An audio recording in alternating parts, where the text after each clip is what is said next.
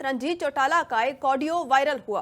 हिसार में हार के बाद बीजेपी नेताओं के ऊपर आरोप लगाते हुए इस ऑडियो में सुनाई दिए और कैप्टन अभिमन्यु और सुभाष भराला के ऊपर आरोप लगाए गए हैं। कुलदीप बिश्नोई का भी जिक्र किया गया है, उनका भी नाम लिया गया। कार्यकर्ता के साथ बात करते हुए उनका ये दर्द छलकता हुआ नजर आया है। Living India news viral audio की हालांकि पुष्टि नहीं करता है।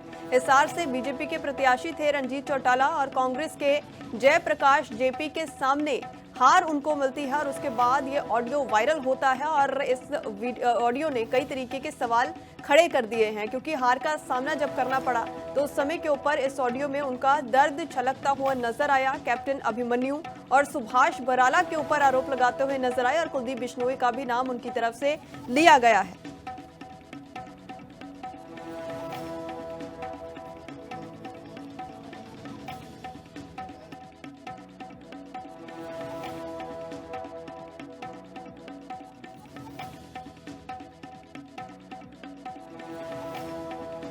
तो कांग्रेस के जयप्रकाश जेपी के सामने हालांकि हार का सामना उन्हें करना पड़ा था और इसीलिए ये दर्द कहा जा सकता है कि छलकता हुआ उनका नजर आया, क्योंकि बीजेपी को जिस तरीके से हिसार में हार मिली है उसे लेकर यहां पर सवाल भी खड़े हो रहे थे। हरियाणा में जिस तरीके की हार मिली,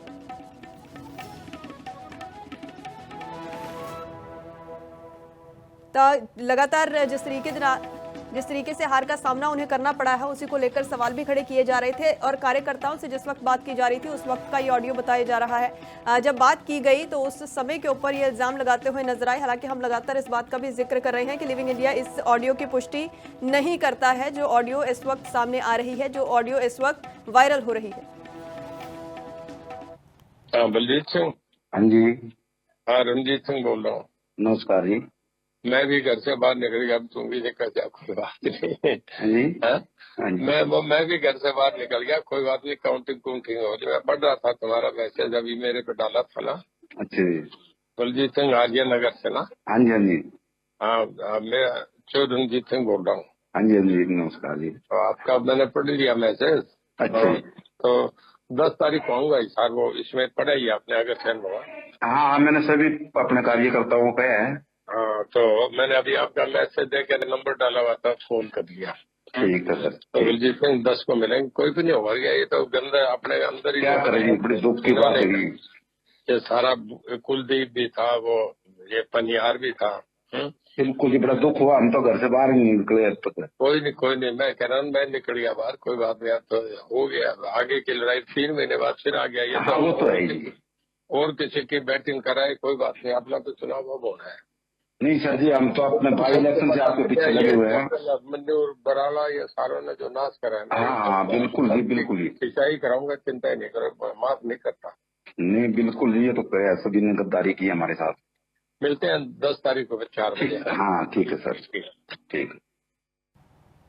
तो बीजेपी प्रवक्ता भूपेंद्र सिंह इस वक्त हमारे साथ फोन लाइन के ऊपर बने हुए हैं। भूपेंद्र जी, जिस तरीके से ये ऑडियो अब सामने आया है, पहले तो जानना चाहेंगे कि कितनी सच्चाई इसमें है। क्या पार्टी तक ये ऑडियो पहुंची है? कोई अब तक पार्टी के अंदर इस ऑडियो को लेकर बातचीत हुई है? देखिए, आजकल जो ऑडियो और वीडियो आती है उनका कोई भरोसा तो होता नहीं, क्योंकि ये तो आजकल अपनी बनावटी भी फेक भी होते हैं। लेकिन फिर भी हमारी पार्टी ने बहुत पार्टी मजबूत है और उसकी कई आंखें होती हैं। जिस आदमी ने जहाँ से कोई गड़बड़ की होगी तो पार्टी उसके खिलाफ एक्शन समय पर लेती है जी। कि कोई आदमी हमारी पार्टी की आंखों से बचकर तो जा नहीं सकता। और जिन लोगों ने अगर गद्दारी करने का काम किया है तो पार्टी के हमारे हाईकमान ने पहले भी ये मैसेज दे दिया है कि उन लोगों के खिलाफ इंक्वायरी होगी और जो लोग इसमें इन्वॉल्व पाए जाएंगे उनके खिलाफ सख्त कार्रवाई होगी। क्योंकि देखिए, हमारा तो नेतृत्व, देश के नेतृत्व की बात थी। आदरणीय नरेंद्र मोदी जी के प्रधानमंत्री बनने की बात थी चुनाव के अंदर। तो अगर उसमें भी किसी ने नेतृत्व के भी खिलाफ काम किया होगा जी, तो उसको तो जरूर पार्टी अपने स्तर पर उसका इंक्वायरी करके उसको जो भी होगा उसमें उचित समय पर कार्रवाई करेगी। बिल्कुल ठीक है भूपेंद्र जी, इस ऑडियो में तो कैप्टन अभिमन्यु का जिक्र है, सुभाष बराला का जिक्र है, कुलदीप बिश्नोई का जिक्र है। तो पहले से क्या पार्टी के अंदर ये बात पता थी कि इस तरीके से बागी सुर जो है वो उठ सकते हैं, इस तरीके की जो बगावत है वो देखने के लिए मिल सकती है?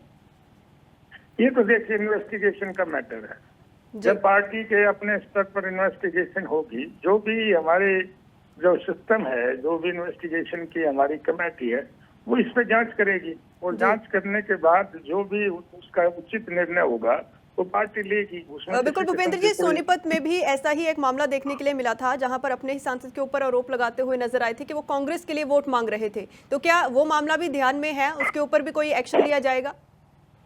देखिए, मैं तो ये कहता हूँ, पार्टी की सारी सब चीजें नॉलेज में होती हैं।